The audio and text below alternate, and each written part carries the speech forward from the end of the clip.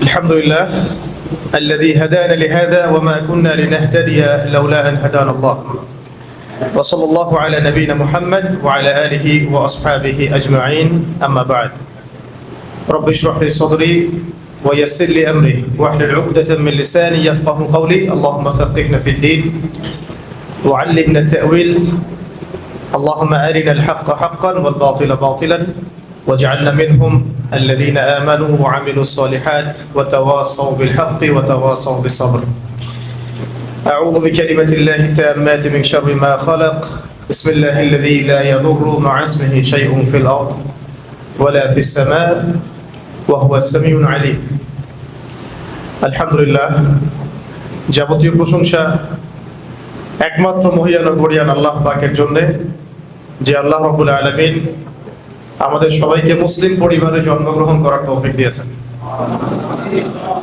আলহামদুলিল্লাহ। যদি আরো বেশি নেকি পেতে চান তাহলে বলতে হবে আলহামদুলিল্লাহ আল্লাহুম্মা লাকাল হামদ হামদান কাসীরান তাইয়িবান মুবারাকান ফীহি। যদি আরো বেশি পেতে চান তাহলে বলবেন আলহামদুলিল্লাহ اللهم لك الحمد كما ينبغي لجلال وجهك وعظيم سلطانك। আল্লাহ পাকের দরবারে শুকরিয়া যে আল্লাহ পাক আমাদেরকে মুসলিম পরিবারে জন্মগ্রহণ করার পাশাপাশি সর্বকালের সর্বশ্রেষ্ঠ মহামানব মুহাম্মদুর রাসূলুল্লাহ সাল্লাল্লাহু আলাইহি ওয়াসাল্লামের সৌভাগ্যবান উম্মত হওয়ার তৌফিক দিয়েছেন আলহামদুলিল্লাহ। সবাই একবার দরুদ পড়বো আমরা আল্লাহুম্মা সাল্লি আলা মুহাম্মদ ওয়া আলা আলি মুহাম্মদ কামা সাল্লাইতা আলা ইব্রাহিম ওয়া আলা আলি ইব্রাহিম ইন্নাকা হামিদুম মাজিদ। আল্লাহুম্মা বারিক আলা মুহাম্মদ ওয়া আলা আলি মুহাম্মদ কামা বারাকতা আলা ইব্রাহিম ওয়া আলা আলি ইব্রাহিম ইন্নাকা হামিদুম মাজিদ। আপনারা ভালো আছেন? আলহামদুলিল্লাহ। মুসলিম উম্মার সংকট এবং উত্তরণের পথ শীর্ষক এই সেমিনারে আসতে পেরে আমরা আল্লাহ পাকের দরবারে আবারও শুকরিয়া জ্ঞাপন করছি আলহামদুলিল্লাহ। এবং এটাই বর্তমান বৈশ্বিক প্রেক্ষাপটে এবং আঞ্চলিক প্রেক্ষাপটে সবচেয়ে গুরুত্বপূর্ণ টপিক এবং সবচেয়ে কঠিন টপিকও বটে। এবং এই টপিক সবার মাথায় ঢুকবে না এটাও বাস্তব। তো আমি চেষ্টা করছি সহজ করে বলার জন্যে, তবে টপিকটাই কঠিন। তো আসলে আমরা শুরু করি। প্রথমে আমি শব্দ ধরে ধরে কথা বলতে চাচ্ছি। এখানে শব্দ আছে দেখুন, মুসলিম উম্মার সংকট উত্তরণের পথ। এই বাংলাটাও কি আমরা বুঝতে পারছি? আমি লেকচার দেওয়ার চাইতে আপনাদের সাথে একটা ক্লাসের মতোই কথা বলবো ইনশাআল্লাহ। মুসলিম উম্মার সংকট উত্তরণের পথ। প্রথম শব্দটা হচ্ছে মুসলিম। কাকে বলে? একজন বলেন, মুসলিম কাকে বলে? মাশাআল্লাহ, এক ভাই বলেছেন যে ব্যক্তি আল্লাহর কাছে আত্মসমর্পণ করে তাকে মুসলিম বলে। মুসলিম শব্দটা সর্বপ্রথম আদম আলাইহিস সালামের ক্ষেত্রে প্রযোজ্য। বেশক তিনি আমাদের প্রথম নবী, প্রথম আদি পিতা এবং তিনি আমাদের সমস্ত নবীগণেরও পিতা, ঠিক আছে? তবে আল কোরআনুল কারীমে আদম আলাইহিস সালামকে সর্বপ্রথম পরিচয় করানো হচ্ছে খলিফা শব্দ দিয়ে। কি শব্দ? আল্লাহ পাক সর্বপ্রথম আদম আলাইহিস সালামকে মুসলিম শব্দটা দিয়ে পরিচয় করার নাই, পরিচয় করিয়েছেন এইভাবে। সূরা বাকারার মধ্যে আপনি পাবেন, প্রথম দিকে আছে ওয়াইজ ক্বালা রাব্বুকা লিল মালাইকাতি ইন্নী জাইলুন ফিল আরদি খলিফা। আজকে থেকে লক্ষ লক্ষ বছর আগে, কোটি কোটি বছর আগে, আল্লাহ ভালো জানেন কত বছর আগে, আমরা তো জানি না। আল্লাহ পাক বলছেন যে আমি ফেরেশতাদেরকে ডেকেছিলাম, হে নবী স্মরণ করো সেই সময়ের কথা যখন আমি আল্লাহ ফেরেশতা মণ্ডলীকে ডেকে বলেছিলাম যে আমি পৃথিবীতে আমার খলিফা পাঠাতে চাই। তো এই খলিফাকে হযরতে আদম আলাইহিস সালাম। তো আদম আলাইহিস সালামকে আল্লাহ পাক পরিচয় করাচ্ছেন এজ এ খলিফা। অবশ্যই তিনি তো মুসলিম, কিন্তু আল্লাহ পাক পরিচয় করাচ্ছেন কিভাবে? খলিফা। কারণ খলিফা শব্দটার মধ্যেও আত্মসমর্পণ এবং মুসলিম শব্দের একটা সার নির্যাস আছে। খলিফার কাজ কি? আল্লাহ পাকের জমিনে আল্লাহর বিধান বাস্তবায়ন করা। খলিফার কাজ আল্লাহর জমিনে আল্লাহর বিধান বাস্তবায়ন করা। যে ব্যক্তি আল্লাহর জমিনে আল্লাহর বিধান বাস্তবায়ন করবে আজও সে আল্লাহর খলিফা ইনশাআল্লাহ। কিন্তু যে ব্যক্তি আল্লাহর জমিনে আল্লাহর নিয়ামত ভোগ করে, আল্লাহর রিজিক ভোগ করে শয়তানের বিধান বাস্তবায়ন করে, আল্লাহ বিরোধী বিধান বাস্তবায়ন করে, বা নিজের মন গড়া মানব রচিত বিধান বাস্তবায়ন করে, সে আল্লাহর খলিফা নয়, সে শয়তানের খলিফা। কিছু কথা আছে যেগুলো হজম করতে হবে, আর কিছু কথাকে ভুল হিসেবে শুধরে নেওয়ার পথ পদ্ধতি হিসেবে নিতে হবে। আগে যা হয়ে গেছে হয়ে গেছে, আগে যা হয়ে গেছে হয়ে গেছে। এখন সত্য জানলে চিনলে ফিরে আসতে হবে। সবার জন্য একই কথা, মানে এই কথাগুলো শুধুমাত্র ইয়াংদের জন্য নয়, আমাদের যুবক যুবতী, তরুণ তরুণী, যে কোনো শ্রেণী পেশা এবং আমাদের প্রশাসন, আমাদের সরকার, এমপি মন্ত্রী এবং সামনে যারা ইলেকশন করতে চাচ্ছেন সবার জন্যই প্রযোজ্য আর কি। তাই তো? আপনারা তো মনে করেন যে, অনেকেই আর কি, অনেকে মনে করেন যে ধর্ম আর রাজনীতি আলাদা বিষয়, ধর্ম আর অর্থনীতি আলাদা বিষয়। অনেকে মনে করেন আর কি ধর্ম এবং কালচার আলাদা বিষয়, ধর্ম এডুকেশন আলাদা বিষয়, ধর্ম এবং কি পরিবারতন্ত্র, লস, বিচার বিভাগ, এগুলো আলাদা বিষয়। আল্লাহ পাক এখানে বলছেন যে আমি আদম আলাইহিস সালামকে সৃষ্টি করেছি অ্যাজ এ খলিফা। তো হু ইজ খলিফা? আল্লাহ রাব্বুল আলামিন সূরা সাদ এর মধ্যে এর অ্যানসার দিচ্ছেন। কোন সূরা? সূরা সাদ। একটা তো সফাত, একটা সাদ, একটা সফ, আলাদা সূরা। সফ আলাদা সূরা, সাদ আলাদা সূরা, সফাত আলাদা। তো সূরা সাদ এর মধ্যে আল্লাহ পাক খলিফার কাজটা বলেছেন, এর সাথে মুসলিম শব্দের সাথে কানেক্টেড এই কাজটা। সেটা হলো খলিফার কাজ কি? আল্লাহ পাক আরেকজন নবীকে খলিফা সম্বোধন করে বলছেন ইয়া দাউদ, ইয়া দাউদ। দাউদ আলাইহিস সালাম কে? সুলাইমান আলাইহিস সালামের বাবা, যিনি জেরুজালেম থেকে, মানে বাইতুল মুকাদ্দাস থেকে, এই হোলি ল্যান্ড থেকে 40 বছর বিশ্ব পরিচালনা করেছিলেন এক সময়, ওয়ান্স আপন এ টাইম। ঠিক আছে? দাউদ আলাইহিস সালাম শুধুমাত্র নবী ছিলেন না, একজন কি ছিলেন? রাষ্ট্র প্রধান ছিলেন। শুধু রাষ্ট্রপ্রধান না, তিনি ওয়ার্ল্ডের একটা বড় পার্টকে শাসন করেছেন, সেটাও সবচেয়ে গুরুত্বপূর্ণ সভ্যতার কেন্দ্রস্থল জেরুজালেম থেকে। সভ্যতার কেন্দ্রস্থল কিন্তু দুইটা। কয়টা? একটা তো মক্কা মুকাররমা, এটা আমরা জানি, আর তারও প্রাচীন হচ্ছে এই হোলি ল্যান্ড বা বাইতুল মুকাদ্দাস, যেটাকে কেন্দ্র করে আজকে সারা বিশ্বের রাজনীতি ঘুরপাক খাচ্ছে। সারা বিশ্বের পলিটিক্স, ইকোনমিক্স, সোশ্যাল অ্যাফেয়ার্স যা দেখছেন, এগুলো ঘুরপাক খাচ্ছে শুধুমাত্র হোলি ল্যান্ডকে কেন্দ্র করে।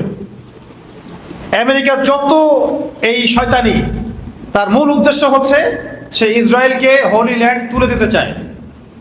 শুধু গাজা না, শুধুমাত্র আল আকসা মসজিদ না, শুধুমাত্র এই বাইতুল মুকাদ্দাস কেন্দ্রিক আশেপাশের অঞ্চল না, তারা চায় পুরো হোলি ল্যান্ড শাসন করতে। হোলি ল্যান্ড হচ্ছে সেই জায়গা যেখান থেকে দাউদ আলাইহিস সালাম এর আগে 40 বছর ওয়ার্ল্ডকে শাসন করেছিলেন, এবং তার পরবর্তীতে সুলাইমান আলাইহিস সালাম তিনিও আরো 40 বছর এই বিশ্বকে শাসন করেছিলেন। এবং এটাই সেই জায়গা যেখান থেকে অদূর ভবিষ্যতে ঈসা আলাইহিস সালাম আবার 40 বছর বিশ্বকে শাসন করবেন। এর ভৌগোলিক সীমানাটা হচ্ছে ইরাকের ইউফ্রেটিস বা ফোরাত নদী থেকে শুরু করে মিশরের রিভার নাইল বা নীল নদ পর্যন্ত।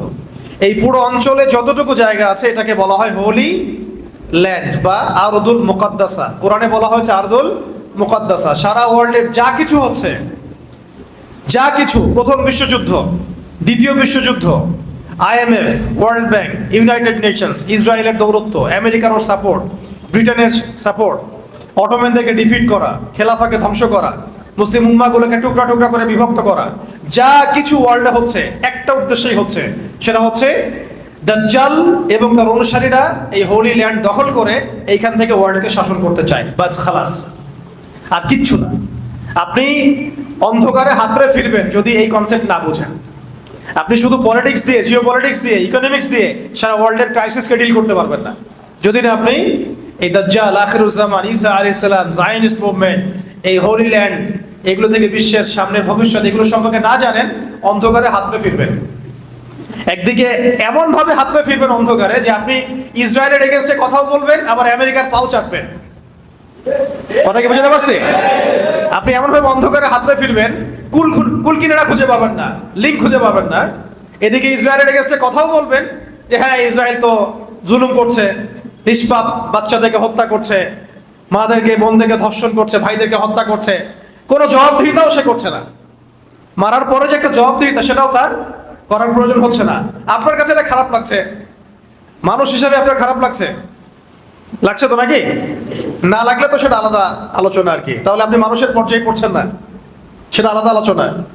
কিন্তু এদিকে আপনি আবার আমেরিকার সমস্ত তন্ত্র মন্ত্র, বাণিজ্য, মানে পলিটিক্যাল অ্যাফেয়ার সবকিছু ডিল করতেছেন ওর সাথে।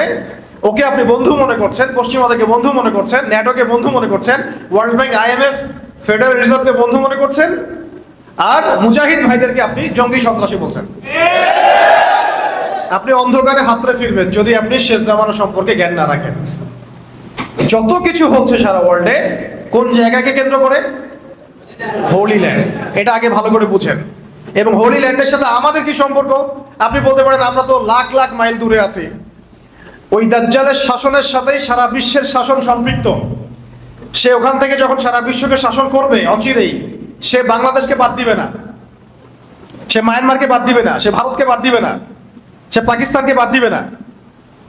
এখানে দুটো দল হয়ে যাবে। একটা তার দাসত্ব করবে, যারা তার দাসত্ব করবে, যে ব্যক্তি হোক, যে সংগঠন হোক, যে রাষ্ট্রপ্রধান হোক, যে সামরিক বাহিনী হোক, যে স্টেট হোক, যারা তার দাসত্ব করবে সে তাকে সুখ, স্বাচ্ছন্দ্য, সমৃদ্ধি দিবে। এই জন্যে ইসরায়েল ভারতের বিপক্ষে কখন অবস্থান নিবে না। বুঝতে পারছি? ইসরায়েল এই কারণে তার বন্ধুদের বিরুদ্ধে কখনো অবস্থান নিবে না, কিন্তু সে আফগানিস্তানের মুজাহিদ ভাইদের বিরুদ্ধে অবস্থান নিবে। দুটা ভাগ হয়ে যাবে। একদল যারা তাকে স্বীকার করবে তাকে সে সমৃদ্ধি দিবে, আর যারা তাকে স্বীকার করবে না সে দুর্ভিক্ষ দিয়ে মারবে, পানিতে মারবে, ভাতে মারবে, বোমে মারবে, মানে নিরপরাধ বাচ্চাদেরকে পর্যন্ত সে বন্দি উড়াই দিবে। ওয়ার্ল্ডের এখন যদি আপনি ওয়ার্ল্ডের বিষয়গুলো বুঝতে ব্যর্থ হন এত স্পষ্ট হওয়ার পরেও, তাহলে ওয়াল্লাহি ভাই আপনার চেয়ে অন্ধ ব্যক্তি পৃথিবীতে কেউ নাই। এত স্পষ্ট বিগত 30-40 বছরেও হয়তোবা ছিল না, এখন যত স্পষ্ট হয়েছে। অথচ এই কথাগুলো আমরা অনেকদিন আগে থেকেই বলেছিলাম, আরো অনেক স্কলারও বলেছিলেন, কিন্তু আমরা এগুলোকে মনে করেছি পাগলের প্রলাপ। দাজ্জাল আবার কি? ঠিক আছে, দাজ্জাল আবার কি? ওর অনুসারী আবার কি? ভাই বিগত 2000 বছরে ওই দাউদ আলাইহিস সালাম এবং সুলাইমান আলাইহিস সালামের খিলাফা রাষ্ট্রের পরে ইহুদিরা কখনো কোনো রাষ্ট্র গঠন করতে পারে নাই, তারা কখনো রাজধানী ঘোষণা করতে পারে নাই। তারা বিশ্বে উদ্বাস্তুর মতো ছিল, কেউ তাদেরকে জায়গা দিত না। বিশ্বের মানুষ তাদের চরিত্র সম্পর্কে জানতো, তারা নবীদেরকে হত্যা করত, তারা নবীদেরকে হত্যা করা জাতি। তাদেরকে আল্লাহ পাক একটা চান্স দিয়েছিলেন, প্রত্যেকটা চান্স তারা নষ্ট করেছিল। এই কারণে একবার নেবুজাদনেজার তাদেরকে ধ্বংস করেছে, একবার রোমান সম্রাট টাইটাস তাদেরকে ধ্বংস করেছে। এরপরে তারা বিক্ষিপ্ত হয়ে মদিনায় গিয়ে আক্রা গেড়েছিল। মদিনায় কেন? রাসূলুল্লাহ সাল্লাল্লাহু আলাইহি ওয়াসাল্লাম শেষ নবী হয়ে আসবেন, এটা তারা জানতো।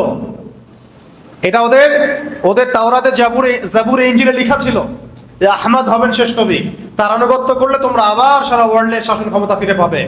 তারা সেটাও গ্রহণ করে নাই। আমাদের নবী সাল্লাল্লাহু আলাইহি ওয়াসাল্লাম নিজের পায়ে হেঁটে মদিনায় গিয়েছিলেন, তারা তাকে স্বীকার করে নাই। বরং বনু কাইনুকা, বনু নাজির, বনু কুরাইজা এরা আল্লাহর রাসূলকে হত্যার চেষ্টা করেছে। এদের সবার সাথে যুদ্ধ হয়েছে। পরে খায়বারে গিয়ে আশ্রয় নিয়েছিল এরা, ওখানেও তাদের সাথে যুদ্ধ হয়েছে। এরপরে বিগত আপনি দেখবেন 1914 থেকে 18-17 এই সময়টুকুর মধ্যে তারা এই বাইতুল মুকাদ্দাসকে মুসলিমদের হাত থেকে ছিনিয়ে নিল। নিয়ে বিগত এই 70, 80 বা 100 বছরে আজকে দেখেন তারা কোন জায়গায় আসছে এবং বিশ্ব কোন জায়গায় আসছে, আর মুসলমানরা কোন জায়গায় আসছে। এই অতীত, বর্তমান আর ভবিষ্যৎ, এটা যদি আপনি সমন্বয় করতে না পারেন, এটাকে যদি আপনি একটা সুতায় গাঁথতে না পারেন, আমি বলবো যে হারমোনিয়াসলি কম্বাইন করতে না পারেন, তাহলে ওই যে ক্রাইসিস, সংকট আর সমাধানের পথ আপনি বের করতে পারবেন না। অতীতও জানতে হবে, প্রেজেন্ট ওয়ার্ল্ড অ্যাফেয়ার্সও বুঝতে হবে, এবং ফিউচারটাও জানা থাকতে হবে। ফিউচারটা আমরা জানি ইনশাআল্লাহ, এদের এক একটা জালেমকে এমনভাবে হত্যা করা হবে যে গাছ এবং পাথর পর্যন্ত কথা বলবে যে ইয়া মুসলিম, হে মুসলিম মুজাহিদ সৈন্য, ইন্না ওয়ারাইল ইয়াহুদ তাআল ফাকতুলহু, আমার পিছনে একটা জালেম ইহুদি লুকায় আছে, আসো তাকে হত্যা করো। এটা একটা গাছ বলবে, এক একটা পাথর বলবে, এরা পর্যন্ত কথা বলবে, এটা আমরা হাদিস থেকে জানি। কিন্তু আপনি এখন সামনে দেখছেন যে তারা পুরো হোলি ল্যান্ড কবজা করে ফেলছে। কাদের সহযোগিতায়? পশ্চিমাদের, ন্যাটোর, ওয়ার্ল্ড ব্যাংকের, IMF এর, সবচেয়ে বড় কথা আমেরিকার, এবং ওদের প্রযুক্তি, ওদের মিডিয়া, ওদের ওয়েপেন্স, ওদের নিউক্লিয়ার ওয়েপেন্স, ওদের ব্যাংক, ওদের সেনাবাহিনী, ওদের ট্রেনিং, মানে প্রত্যেকটা বিষয়, এমনকি AI সিস্টেম পর্যন্ত, প্রতিটা বিষয় তারা ধার করছে কোথা থেকে? কারা তাদেরকে সাপোর্ট করছে? এটা কি কারো কাছে অস্পষ্ট? এটা কি কারো কাছে অস্পষ্ট? তাহলে আপনি ইসরায়েলের এগেইনস্টে কথা বলবেন, আবার এদের সাথে বন্ধুত্ব করে চলবেন, আপনি তো সবচেয়ে বড় মুনাফিক। এই জন্য আমরা বলি যে পুরো মুসলিম বিশ্বে এখন রাষ্ট্র ব্যবস্থায় মুনাফিকদেরকে দিয়ে ভর্তি করে ফেলা হয়েছে। এখন অজুহাত দেওয়া হচ্ছে যে তারা অনেক শক্তিশালী, আমাদের শক্তি কম, যদি আমরা এদের এগেইনস্টে যাই তারা আমাদেরকে স্যাংশন দিবে, এটা করবে সেটা করবে। কই, তারা তো আফগানিস্তানে পড়ে নাই, পেরেছে? আফগানিস্তানে কি পারমাণবিক বোমা আছে নাকি? তাদের কি পারমাণবিক বোমা আছে? ক্ষেপণাস্ত্র আছে? আকাশ প্রতিরক্ষা ব্যবস্থা আছে? আফগানিস্তানের তালেবানদের কি আয়রন ডোমস আছে? বলেন, স্যাটেলাইট আছে নাকি? আছে? তাদের স্বতন্ত্র কোনো ব্যাংকিং সিস্টেম আছে? স্বতন্ত্র কোনো কারেন্সি, মুদ্রা আছে? তারা কি গোল্ড কয়েন চালু করেছে? সিলভার দিরহাম চালু করেছে? তাদের কি আছে? কি এমন তাদের মধ্যে আছে যার কারণে বিগত 30 বছরেও তাদেরকে কেউ হারাতে পারলো না, এবং তারা ওই ন্যাটোকে পরাজিত করলো, 20টা দেশের ঐক্যবদ্ধ জোটকে তারা পরাজিত করলো, নাকানি চুবানি খাইলো তারা এখানে এসে। কিসের বদৌলতে? ওই যে জিনিসটা, ওই যে অনুভূতিটা, ওই যে ঈমান, ওই তাসকিয়া, ওই আখলাক, ওই আমল এবং ওই জিহাদি জাজবা, এইটা না আসলে আপনি ওই ক্রাইসিসও বের করতে পারবেন না, সংকটের সমাধানও পথ বের করতে পারবেন না। এর চেয়ে সহজ করে বলার মতো ভাষা আমার কাছে নাই। এই কথাগুলো অনেকে নিতে পারেন না, স্পেশালি বাংলাদেশের যারা সোকল ডেমোক্রেটিক, সোকল সেকুলার, সোকল রাম বাম, সুশীল, প্রগতিশীল, শাহবাগী, তারা এইসব কথা নিতে পারে না। কিন্তু ওয়ার্ল্ডের বাস্তবতা এটাই যে ওয়ার্ল্ড সামনে এইভাবে আস্তে আস্তে আস্তে আস্তে বিশাল বিশাল যুদ্ধের দিকে যাবে, এবং দাজ্জাল তার আধিপত্য বিস্তার করতে থাকবে, ওর বাহিনী আধিপত্য বিস্তার করতে থাকবে। কিন্তু পৃথিবীর মধ্যে আল্লাহ রাব্বুল আলামিন, আল্লাহ পাকের মুজাহিদ বান্দাদেরকে আল্লাহ পাক তৈরি করবেন ইনশাআল্লাহ, এবং সেটা প্রত্যেকটা অঞ্চলের মধ্যে ছড়িয়ে পড়বে ইনশাআল্লাহ, এবং তাদেরকে পৃথিবীর কোনো বাহিনী পরাজিত করতে পারবে না ইনশাআল্লাহ। আমাদের অঞ্চলটাও এর বাইরে থাকবে না। কেন থাকবে না? কারণ আমরা সরাসরি ইসরায়েলের সাথে ফাইট না করলেও ইসরায়েলের সবচেয়ে বড় যে বন্ধু রাষ্ট্র, সে আমাদের বাড়ির পাশেই আছে। এটা আপনাদের কাছে ওপেন সিক্রেট, এটা বলার কিছু নাই। তাদের চরিত্র, তাদের উদ্দেশ্য, এজেন্ডা তারা প্রকাশ করে ফেলেছে। তারা বলে দিয়েছে আমরা অখণ্ড ভারত চাই। কি বলছে তারা? আমরা অখণ্ড ভারত চাই, তারা বলে দিয়েছে। কিন্তু আমরা সাহস করে বলতে পারি নাই যে আমরা অখণ্ড মুসলিম ভারতবর্ষ চাই, আমরা এটা বলতে পারি নাই। আমরা ভয় পাই, আমরা বললে নাকি আব্বু মাইন্ড করে, তাই না? আমরা বললে আবার এটা মৌলবাদী কথা হয়ে যায়। কেন তারা বললে মৌলবাদী হয় না কেন? ভারতের অভ্যন্তরে যখন মুসলিমদেরকে নির্বিচারে হত্যা করা হয়, তখন সেটা সংখ্যালঘু অত্যাচার হয় না কেন? আমাদের দেশে কখনো এরকম ঘটনা ঘটেছে? আপনারা সাক্ষী দেন, বলেন ঘটেছে কখনো? অথচ দেখেন তকমাগুলো কিন্তু আমাদেরকে লাগানো হয়। যারাই এই সত্যগুলো উন্মোচন করতে চেয়েছেন তাদেরকে বলা হয়েছে সে জঙ্গি, সে সন্ত্রাসী, সে মৌলবাদী। তার মানে এই যে ন্যারেটিভ, যে বয়ানটা তৈরি করা হয়েছে, এটা হচ্ছে একটা anti Islamic narrative. Anti Islamic narrative, এটা গিলানো হয়েছে প্রত্যেক সরকারি কর্মকর্তাকে, প্রশাসনকে, র্যাবকে, পুলিশকে, আর্মিকে, বিজিবিকে। আপনারা মাইন্ড করেন আমার কথায়? প্রত্যেক ডিপার্টমেন্টের মানুষকে এই ন্যারেটিভটা গিলানো হয়েছে, এবং তারা দুনিয়ার জন্য, চাকরির জন্য, টাকার জন্য, রিজিকের জন্য, পরিবারের ভরণ পোষণের জন্য ওই মুনাফিকদের সাথ দিয়েছেন। আপনারা এই পশ্চিমাদের সাথ দিয়েছেন।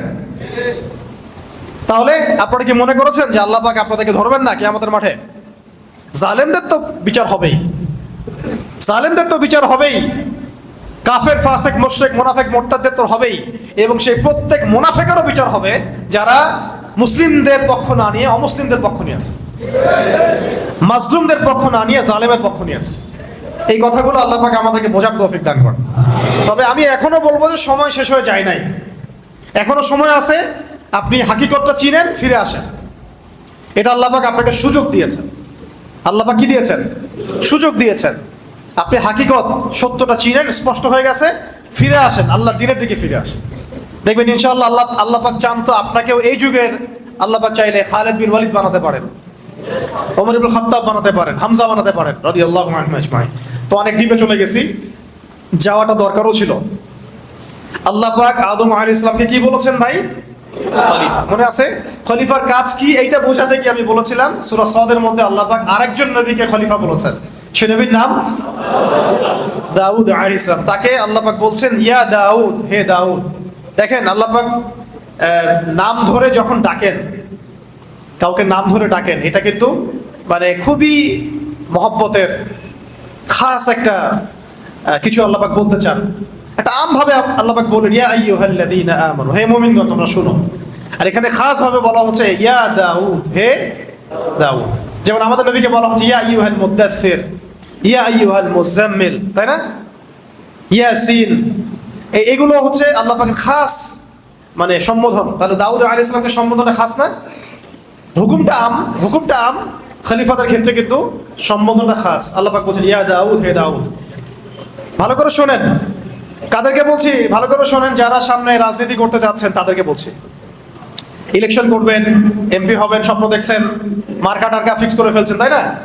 আর আমাদের সামনে তো প্রবলেম সলভ হওয়ার একটাই রাস্তা, গণতন্ত্র, তাই না? এছাড়া তো কোনো রাস্তা নাই, তাই না? আর এই যে একটা মেডিসিন আরেকটা গিলাই দিচ্ছে আমাদেরকে, যত সমস্যা এর সলিউশন কি? বলেন নাউজুবিল্লাহি মিন যালিক। আর আমরা বলি যত প্রবলেম তার সলিউশন হচ্ছে সিরাত। সিরাত মানে কি? রাসূল সাল্লাল্লাহু আলাইহি ওয়াসাল্লামের জীবনী। যত প্রবলেম তার সলিউশন দাওয়াত এবং জিহাদ। ওয়ার্ল্ডের যত প্রবলেম তার সলিউশন কি? দাওয়াত এবং জিহাদ। যত প্রবলেম তার সলিউশন ইসলামিক শরিয়া রাষ্ট্র। এটা হচ্ছে আমাদের কথা। আর পশ্চিমারা আমাদেরকে শিখাই দিচ্ছে যত প্রবলেম তার সলিউশন কি? গণতন্ত্র। আর এখন বাংলাদেশে যত প্রবলেম তার সলিউশন একটা, ইলেকশন। সবাই বলে ইলেকশন কবে দিবেন বলেন, তাই না ভাই? ভাবখানা এমন যে ইলেকশন হইলে সব সমস্যার সমাধান হয়ে যাবে, তাই না? তো দেখেন ইয়াংরা মাশাআল্লাহ বুঝেন, এখন তো অনেক বুঝেন আলহামদুলিল্লাহ আপনারা, এটা আল্লাহ পাকের অনেক বড় রহমত। এক সময় কিন্তু মানুষ কিছুই বুঝে নাই, বরং তাদের গলদ ধাঁধায় এমন ভাবে ডুবে গেছিল যে তারাও দাড়ি টুপিওয়ালা মানুষরাও মিসগাইডেড হয়ে গেছে। দেখেন আমি একটা খোলামেলা কথা বলে দিই, আপনারা অনেকে এর আগে একটা দল করেছেন, এক্স নাম বললাম না, তো ওই দলের কিছু ব্যর্থতা সবার সামনে স্পষ্ট হয়ে গেছে না? তারপরে একটা ওয়াই একটা দল আসলো, সে কার দালালি করলো, কি হইলো, এটা সবার কাছে স্পষ্ট হলো না? আমি আপনাদেরকে বলে দেই, এখন দাড়ি টুপিওয়ালা মানুষরা এখন সুন্দর মতো ভোট টোট করে এমপি মন্ত্রী হন, এই সিস্টেমের মধ্যে ঢুকে যে আপনারাও ব্যর্থ হবেন এটাও প্রমাণ হয়ে যাবে। তবে এটাও বলে দেই, এটা নাই মামার চেয়ে কানা মামা ভালো। এটা কি?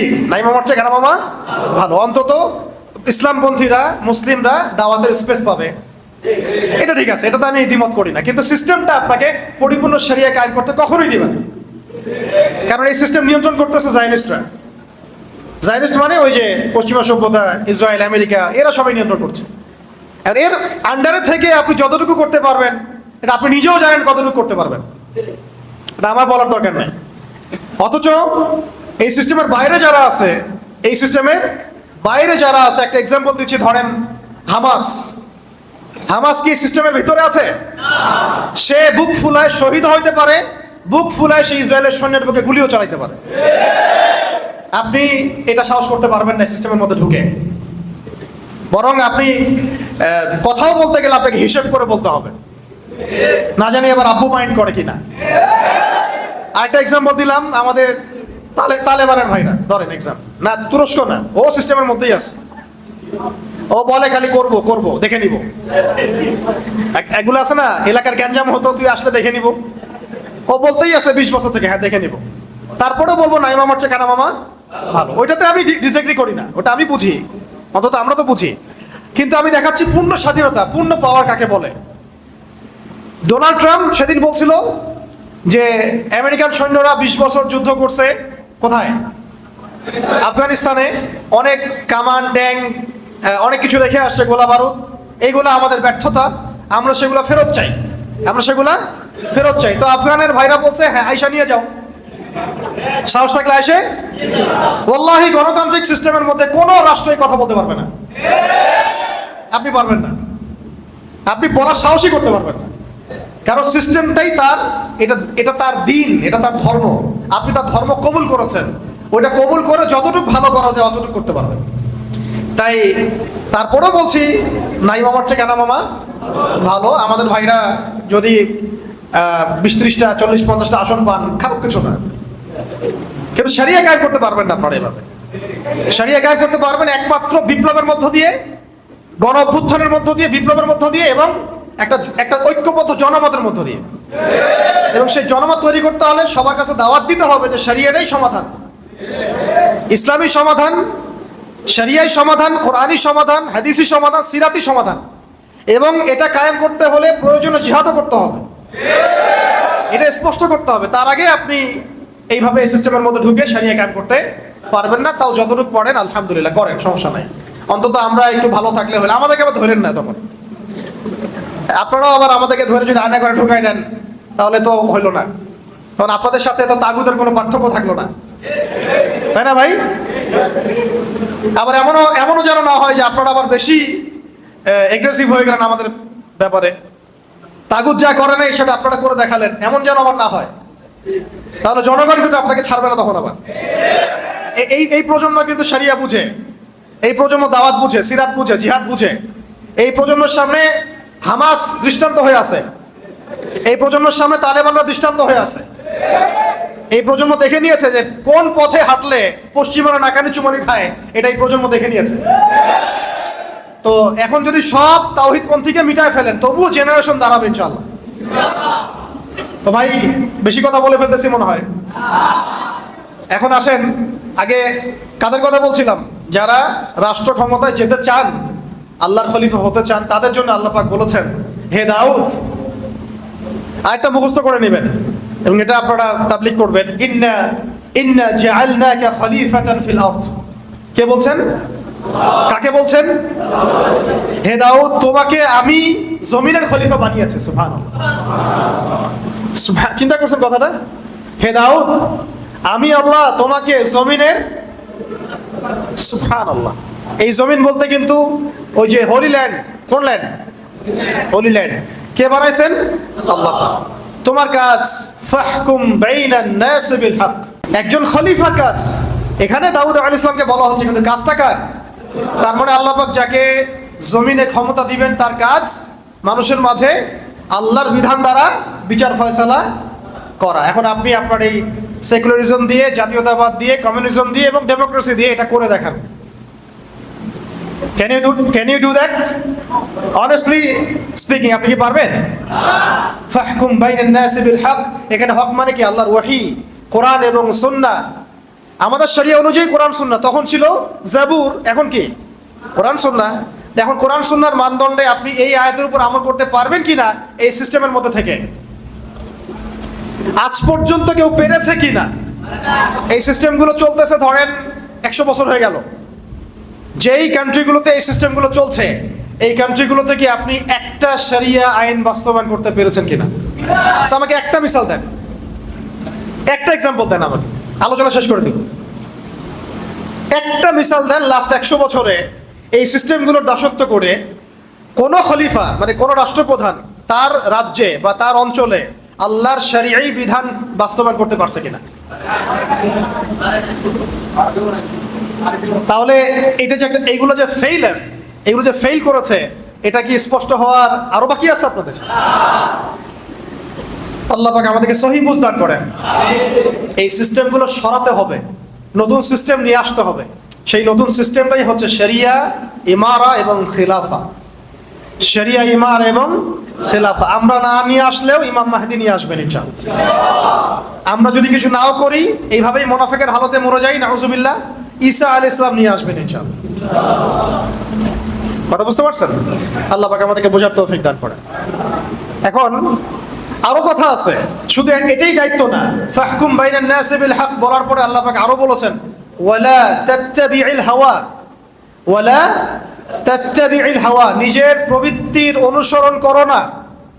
রাষ্ট্র চালাতে গিয়ে প্রবৃত্তির অনুসরণ মানে কি?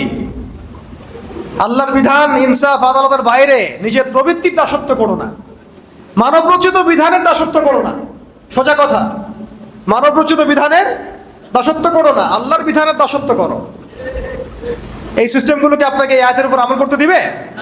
ওয়ালা তাত্তাবিউল হাওয়া, তাহলে কি হবে? আল্লাহ বলেছেন ইউদিল্লাকা আন সাবিলিল্লাহ, যদি তুমি প্রবৃত্তির অনুসরণ করো, মানব রচিত আইনের অনুসরণ করো, আল্লাহর বিধান অনুসরণ না করো, তাহলে আল্লাহর পথ থেকে এটা তোমাকে সরাই দিবে। দেয় নাই? দিছে কি দেয় নাই? দেখছেন কত, মনে হচ্ছে আয়াত এখন নাজিল হলো, মনে হচ্ছে আয়াতটা এখন নাজিল হলো। ইউদিল্লাকা আন সাবিলিল্লাহ, আল্লাহর রাস্তা থেকে সরাই দিবে তোমাকে এগুলা, তোমাকে এগুলো আল্লাহর রাস্তা থেকে সরাই দিয়ে কাফেরদের দাসত্ব করাবে, কাফেরদের দাসত্ব করাবে। একজন মুসলমান মোদির দাসত্ব করছিল, ওর গুন্ডা বাহিনী দাসত্ব করছিল, মুসলমান, এটাকে মানা যায়?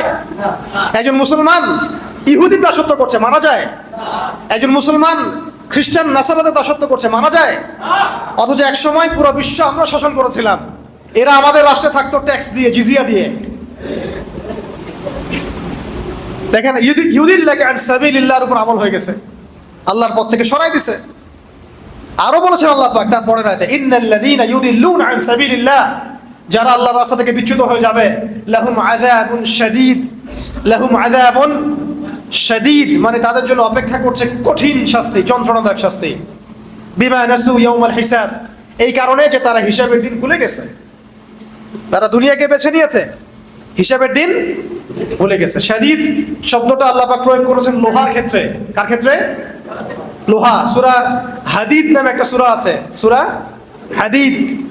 ওই সূরার শেষের দিকে আল্লাহ পাক বলেছেন, ওয়া আনজালনাল হাদিদা ফীহি বাসুন শাদীদ, আমি আল্লাহ নাজিল করেছি হাদিদ, লোহা। লোহা পৃথিবীর ভিতর থেকে বের হয় নাই, আল্লাহ পাক নাজিল করেছেন কোরআনের মতো। আপনারা বুঝতে পারছেন? ফীহি বাসুন শাদীদ, এবং লোহার মধ্যে আছে প্রচন্ড রকম শক্তি। ওই শব্দটা শাদীদ শব্দ আল্লাহ প্রয়োগ করেছেন সেই সব ব্যক্তির ক্ষেত্রে যাদেরকে আল্লাহ পাক খলিফা করবেন, পদ দিবেন, রাষ্ট্র ক্ষমতা দিবেন, কিন্তু আল্লাহর বিধান অনুসরণ করবে না, মানব রচিত তন্ত্রমন্ত্র অনুসরণ করবে, প্রবৃত্তির দাসত্ব করবে এবং আল্লাহর রাস্তা থেকে বিচ্যুত হয়ে যাবে। এখন আহলান সাহলান, যারা পলিটিক্স করতে চান এখন করেন, এখন বলেন, হাত তোলেন কারা কারা করতে চান। হাতও সবার উঠানো উচিত। বলেন যে হ্যাঁ আমি এই সিস্টেমের মধ্যে করব না, কিন্তু অবশ্যই করব, নাকি? এখন এই সিস্টেমে করতে আগ্রহী কারা কারা বলেন? এই সিস্টেমের মধ্যে কারা কারা আগ্রহী আছেন এখনো? আগ্রহী আছেন এখনো? আহলান সাহলান, করতে থাকেন। এই সিস্টেমগুলো আপনাকে এই আয়াতের উপর আমল করতে দিবে না। কোন সিস্টেমগুলা? পশ্চিমা মানব রচিত তন্ত্রমন্ত্রগুলো আপনাকে এগুলোর উপর আমল করতে দিবে না। হ্যাঁ, যদি এই সিস্টেমগুলো আপনি সরাই দিতে পারেন তাহলে আপনি আমল করতে পারবেন। আর বাস্তবতা হচ্ছে এইটা বিগত আমরা 70-60 বছরে দেখি নাই কেউ সরাই দিতে পারছে। 100 বছর আমরা এটা দেখি নাই কেউ সরাই দিতে পারছে। তারপরেও বলবো নাই মামার চেয়ে কেনা মামা ভালো, ঠিক আছে, ওইটা আলাদা হিসাব। এখন খলিফার শব্দ বুঝতে পারছেন? খলিফার ফাংশন কি, খলিফার কাজ কি? এখন একজন খলিফা না হতে পারলে কেউ মুসলিম হতে পারবে কিনা বলেন? ওই প্রথম শব্দে আসেন, মুসলিম এবং খলিফা দুইটা কি মানে আলাদা, নাকি খলিফা হতে হলে মুসলিম হতে হবে, মুসলিম হতে হলেও খলিফা হতে হবে? কোনটা? আপনি যদি মুসলিম হন তাহলে, আপনি যদি খিলাফা পান তাহলে তো আপনি খলিফা হবেন। যদি আপনি খলিফা হন অবশ্যই মুসলিম হতে হবে। তাহলে এক কথায় আমরা এখন আদম আলাইহিস সালামের কথা বললাম, সেই কথা থেকে এতগুলো কথা চলে আসছে, কিন্তু আল্লাহ পাক আরো একজন নবীকে স্পেসিফিকলি মুসলিম শব্দ দিয়ে সম্বোধন করেছেন। হুয়া সাম্মাকুমুল মুসলিমিন মিল্লাতা আবিকুম, কার নাম? মিল্লাতা আবিকুম ইব্রাহিম। সমস্ত নবীগণের পিতা, জাতির পিতা কাকে বলা হয়? ইব্রাহিম আলাইহিস সালামকে। ইব্রাহিম আলাইহিস সালামকে আল্লাহ পাক খাস করে বলেছেন যে তিনি তোমাদের নামকরণ করেছেন, তোমরা হচ্ছে মুসলিম জাতি। কেন কেন মুসলিম শব্দটা চুজ করা হলো? আল্লাহ পাক সূরা বাকারায় বলেছেন, ইয ক্বালা লাহু রাব্বুহু আসলিম। আল্লাহ পাক যখনই তাকে বলতেন, কাকে? ইব্রাহিম আলাইহিস সালামকে। যখনই আল্লাহ পাক তাকে বলতেন যে আসলিম, আত্মসমর্পণ করো, আত্মসমর্পণ করো, আত্মসমর্পণ করো, ক্বালা, তিনি বলতেন আসলামতু লিরাব্বিল আলামিন, আমি কোনো বাক্য ব্যয় ছাড়াই, কোনো যুক্তি তর্ক বিজ্ঞান দর্শন এগুলোর পরোয়া না করেই আল্লাহর সামনে আত্মসমর্পণ করলাম। আমরা তো এখন আত্মসমর্পণ করতে গেলেও আগে যুক্তি খুঁজি, বিজ্ঞান খুঁজি, দর্শন খুঁজি, তাই না ভাই? আচ্ছা, আমি দুইটা মাসালা বলি, তাহলে লম্বা হয়ে যাবে না হলে। আসলে ইসলাম শব্দ কি, মুসলিম কাকে বলে, আপনি এই দুইটা থেকে ইনশাল্লাহ বুঝে যাবেন ইনশাল্লাহ। আমরা কয়দিন আগে ঈদুল আজহা উদযাপন করেছি। আচ্ছা, আপনারা তো সবাই জানেন ঈদুল আজহা কোন ঘটনাকে কেন্দ্র করে? ইসমাঈল আলাইহিস সালামকে জবাহের ঘটনা, ঠিক আছে? ফালাম্মা বালাগা মাইয়া সাইয়া ক্বালা ইয়া বুনাই ইন্নী আরা ফিল মানামি আন্নী আযবাহুক ফানজুর মাযা তারা। ইসমাঈল আলাইহিস সালাম যখন একটু বড় হলেন এবং বাবার সাথে দৌড়াদৌড়ি করতে শিখলেন, আল্লাহ পাক তাকে বললেন সন্তানকে কি করো? সন্তানকে। আচ্ছা, আমি আপনাকে বলি যে আপনাকে যদি আমি এই কথাটা বলি বা কোনো বুজুর্গের দিন বলে বা আপনি স্বপ্নে কোনো তথ্য পান, আপনি কি আপনার সন্তানকে জবাহ করবেন? এই সন্তান নিষ্পাপ, নিরপরাধ, কোনো অপরাধ করে নাই, আপনি কি তাকে জবাহ করবেন? এখন আপনি আমাকে বলেন তো যে ইব্রাহিম আলাইহিস সালাম কি এই আদেশ আসার পরে একটা প্রশ্ন করেছিলেন যে আল্লাহ আমি কেন করব? বাচ্চাটা নিষ্পাপ, আমার একমাত্র সন্তান, 80 বছর বয়সের পরে আমি তাকে পেয়েছি, আল্লাহ আমি কেন তাকে জবাহ করব? আল্লাহ পাকের কাছে কি তিনি একবারও জিজ্ঞাসা করেছেন? এর নাম ইসলাম। এর নাম কি? এই ব্যক্তিকে বলা হয় মুসলিম। আমি বুঝতে পারছি ভাই? এর নাম ইসলাম, এই ব্যক্তিকে বলা হয় মুসলিম। আর আমাদের সমাজে এই আদর্শটাকে বলা হয় মৌলবাদী, মৌলবাদী দর্শন, মৌলবাদী দর্শন। কারা এটা চালু করছে? ওই শাহবাগীরা, রামবাম, প্রগতিশীল, সুশীল, তারা এগুলা চালু করছে। তাহলে আপনি কি মৌলবাদী না হয়ে মুসলিম হতে পারবেন? বলেন, এই মূলনীতি না মানলে আপনি মুসলিম হতে পারবেন? তো দেখেন, তিনি বলছেন ইয়া আবাতি, হে আমার বাবা, ইফআল মা তুমার, আল্লাহ পাক আপনাকে যে আদেশ করেছেন আপনি করেন। সাতাজিদুনি ইনশাআল্লাহু মিনাস সাবিরিন, ইনশাআল্লাহ আপনি আমাকে সবরকারী পাবেন। ইসমাঈল আলাইহিস সালামকে বলেছেন বাবা আমি তো কোনো অপরাধ করি নাই, আমাকে কেন জবাহ করবেন? আমার তো বয়স মাত্র 15, আমাকে কেন জবাহ করবেন? এর পিছনে কারণ কি, যুক্তি কি, বিজ্ঞান কি, দর্শন কি জিজ্ঞাসা করছেন? বয়স কত? আমাদের সমাজে ছেলেপেলে বুঝই হয় না, এই বয়সে বুঝ হয়? এই আদর্শের নাম ইসলাম, এই ব্যক্তিকে বলা হয় মুসলিম। আমি বুঝতে পারছি? আরেকটা বলি, সন্তান হয়েছে কেবল ছোট্ট সন্তান, মা হাজারা আলাইহিস সালাম, সন্তানের নাম ইসমাঈল আলাইহিস সালাম। আল্লাহ পাক বলছেন যে তুমি তোমার স্ত্রী সন্তানকে রেখে আসো এমন একটা জমিনে যেখানে আমি আমার ঘর নির্মাণ করব, বাইতুল্লাহ নির্মাণ হবে। তখন সেখানে কোনো মানুষ ছিল? ছিল? কোনো খাবার, কোনো পানি, কোনো জনপদ? আপনাকে যদি বলি, আমাকে যদি বলা হয় আমার স্ত্রী সন্তানকে রেখে আসতে, আপনি কি যাবেন? এখন ইসমাঈল আলাইহিস সালাম এর পিতা ইব্রাহিম আলাইহিস সালাম আর হাজারা আলাইহিস সালাম তারা কোনো প্রশ্ন করেছেন? কেন, কোন যুক্তিতে, কোন দর্শনে প্রশ্ন করেছেন? বিজ্ঞান, যুক্তি, দর্শন এগুলো খুঁজেছেন? এই আদর্শের নাম ইসলাম, এই ব্যক্তিদেরকে বলা হয় মুসলিম। আমাদের সমাজে ইসলাম হয়েছে কিসের নাম জানেন? খালি মুখে লা ইলাহা ইল্লাল্লাহ মুহাম্মাদুর রাসূলুল্লাহ পড়া। যতক্ষণ পর্যন্ত আমার এই নফস, আমার দেহ, আমার আত্মা, আমার নফস, আমার সত্তা আল্লাহ পাকের প্রত্যেকটা বিধানের সামনে অবনত চিত্তে আত্মসমর্পণ না করছে, ততক্ষণ আমি মুসলিম হইতে পারি নাই। তাহলে আগে মুসলিম শব্দের ব্যাখ্যা শোনা, তারপরে উম্মাতে আসা। বলেন এখন অনেস্টলি বলেন, আমরা কি মুসলিম হইতে পারছি? আমরা তো নামাজই পড়ি না ঠিক মতো, অনেকে যাকাতই দেন না ঠিক মতো, রমজান মাসে রোজা রাখেন না অনেকে, অনেকের কথা বলছি আর কি। সংখ্যা কিন্তু কম হবে না, সংখ্যা কিন্তু কম হবে না। অনেকেই পর্দা করি না, দিনের ইলম অর্জন করা যে ফরজ এই ফিকিরই নাই আমাদের। অনেকেই আমরা দেখেন হালাল খাই না, আছে না এমন? অনেকেই সুদ খাই, অনেকেই সুদ খাই, আমার তো মনে হয় বেশিরভাগই খাই। অনেকেই দুর্নীতি করেছি, ঘুষ খাই, খেয়ানত করি, মিথ্যা বলি, আরো অনেক কিছুই, মানে কবিরা যত গুনাহ আছে আমরা কিন্তু করি। আমরা গোনার কথা তো বাদ দিলাম, আল্লাহ পাকের প্রত্যেকটা আদেশ কি মানি? দাড়ি রাখতে হবে কি হবে না আপনি প্রশ্ন করবেন কেন? প্রশ্ন করা যাবে না তো, রাসূল রেখেছেন আপনি রেখে দিবেন, খালাস, বাস। হ্যাঁ, এক মুষ্টি রাখা সেটা আলাদা মাসালা, রাখতে তো হবে। দিনের এলেম অর্জন করতে হবে কিনা, ভাই কোরআন পড়া কি আমাদের দরকার আছে কিনা, তর্জমা শিখতে হবে কিনা, এগুলো প্রশ্ন আসবে কেন? এগুলো রাসূলের সুন্নাহ, সাহাবীদের সুন্নাহ, আমাকে করতে হবে। আমি তো আমরা দুনিয়াতে আসছি দুইটা কারণে। কয়টা কারণে? অনেক লেকচারে আমি এটা আগে বলে দিয়েছি আর কি। দুইটা কারণে আমরা বেসিক্যালি দুনিয়াতে আসছি। কয়টা কারণে? একটা হচ্ছে আমি এই যে 60, 70, 100 বছরের যতটুকু হায়াত আছে, এই প্রত্যেকটা দিন রাত আল্লাহর ইবাদত করব, এটা আমার কাজ। এবং ইবাদত বলতে শুধুমাত্র নামাজ, রোজা, হজ, যাকাতই না, বরং জীবনের প্রত্যেকটা ডিপার্টমেন্টই ইবাদত। আমার ইকোনমি, আমার রাজনীতি, আমার অর্থনীতি, আমার সমাজনীতি, আমার পরিবার, আমার ব্যবসা বাণিজ্য, সবই এটা একটা কাজ।